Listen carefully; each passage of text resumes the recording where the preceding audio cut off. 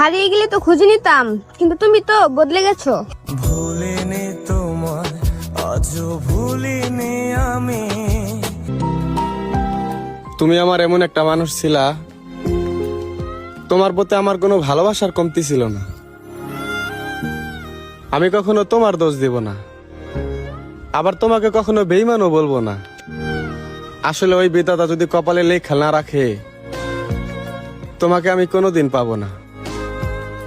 তবুও দোয়া করি তোমার জন্য, তুমি যার বুকে আছো সবসময় ভালো থাকো।